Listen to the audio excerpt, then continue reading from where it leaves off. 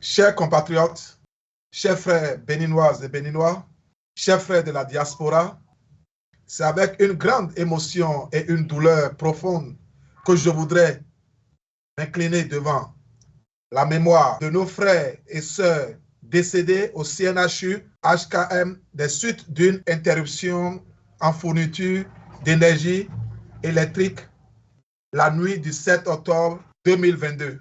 Aux parents de nos disparus, je voudrais adresser mes condoléances les plus sincères et prier l'Éternel des armées de leur accorder un repos divin. Chers compatriotes, ce drame qui nous indigne témoigne une fois encore de l'impertinence des priorités du gouvernement dit de la rupture, sinon dans un pays pauvre comme le nôtre, comment pouvons-nous expliquer qu'en face de cet hôpital de référence qui manque de tout et qui est devenu le couloir de la mort pour les pauvres béninois, des dizaines de milliards ont été engloutis dans les aménagements somptueux de la présidence et de ses alentours pavés de marbre importés où le président a ses centres d'intérêt. Comment pouvons-nous croire que dans notre pays, des milliards soient dépensés pour ériger des monuments farfelus et implanter des jardins de part et d'autre, alors qu'en face, nos parents dialysés meurent pas mêlés pour défaut de prise en charge des soins. Bref, le Bénin aujourd'hui n'a plus d'humanité. Le Bénin de Patrice Talon est celui de l'importance des fleurs et des objets d'art sur la vie humaine. C'est également le Bénin du silence sur les crimes économiques, la corruption, le trafic de la drogue, et j'en passe. Mes chers compatriotes, je voudrais convenir avec vous pour dire que si notre pays est en proie de tous ces maux, c'est justement le choix opéré en 2016 en confiant notre destinée à une meute d'individus criminels, corrompus, sans foi ni loi, avec à sa tête l'actuel locataire de la Madeira, dont le bail est terminé depuis le 5 avril 2021. Ce dernier, dans le tragique dessein d'occupation illégale et illégitime du pouvoir, s'est donné le privilège de faire dévier le Bénin de l'autoroute de la démocratie et de l'état de droit pour emprunter les sentiers l'obus de l'autocratie. Chers compatriotes, ainsi par diverses lois cyniques et dangereuses, ils ont confiné les libertés démocratiques et détruit les acquis sociaux. Ce régime a instauré son monopole politique par une supposée réforme du système partisan accompagnée par un code électoral bancal ayant contribué à la mise en place en 2019 d'un parlement monocolore, où l'unanimité du vote de loi est devenue la règle du Bénin, jadis berceau de la démocratie sur le continent africain.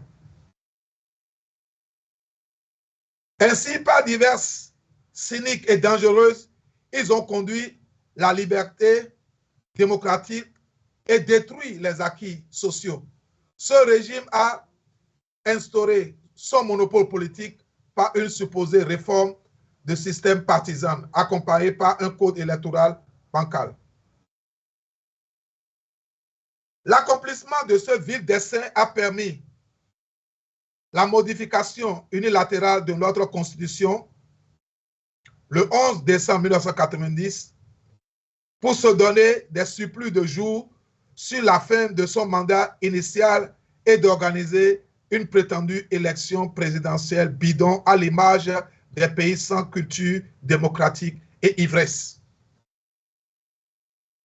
Dans le sillage de cette élection présidentielle frélatée de 11 avril 21, nous avions prévenu tous ceux qui, naïvement, voulaient compétir avec le dictateur sans avoir été cochés auparavant pour faire office de guignol pour cette élection. Le résultat, vous le connaissez, mes chers compatriotes.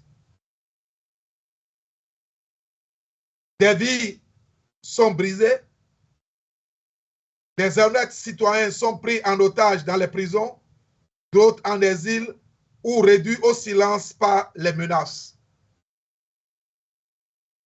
Rien n'a arrêté le dictateur Patrice Talon dans ses manœuvres de putschiste constitutionnel et de destructeur assumé de l'expression libre et démocratique.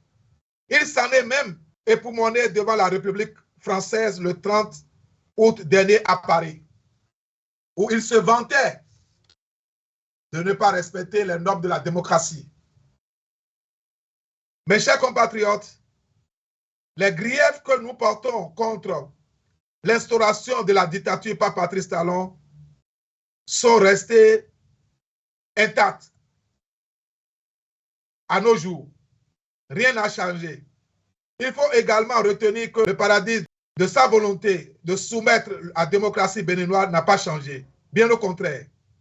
En réalité, ce dernier use de la malice et des appâts pour rendre dociles certains politiciens avides de privilèges de la République et assoiffés du fumier du diable, à la queue, certains lui font déjà allégeance.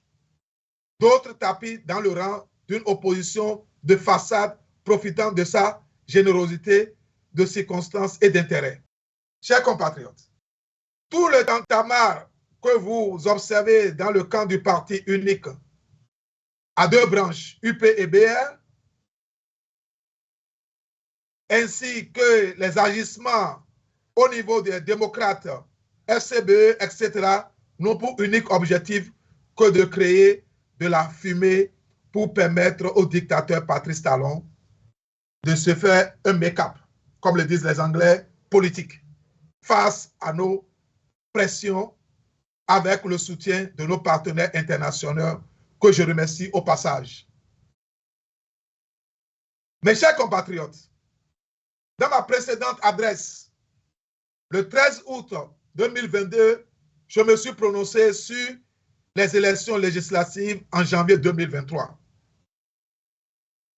En relevant le caractère incongru d'une quelconque élection législative projetée en janvier 2023. La participation à l'état actuel des choses, en effet, cette posture tire son essence de l'histoire des luttes contre les systèmes autocratiques. Cette histoire nous enseigne à suffisance que chercher à compétir en vue de renverser un pouvoir dictatorial par les outils ou les armes de droit voulus et imposés par ce dernier, c'est comme prendre de l'échelle d'un voleur pour aller voler dans sa maison en sa présence et devant ses soutiens. Ce serait de la magie. Mais comme nous sommes dans un pays où des irrationnels s'érigent en politiciens respectueux, des tests mis en place par le dictateur en veut faire croire qu'on défendra en remettant en place la démocratie décapitée, avec la victoire pour une élection organisée. Financée, contrôlée par le despote Patrice Talon, on veut nous faire croire que le dictateur est devenu tellement gentil comme un ange. Détrompez-vous. Pour aller lui arracher, le Parlement est désormais sa propriété privée. On veut tenter de nous montrer qu'il est possible de plier un dictateur par les unes dans un pays où les partis politiques sont presque tous en intelligence palpable avec le dernier et lui sont soumis au bout des doigts d'une manière ou d'une autre.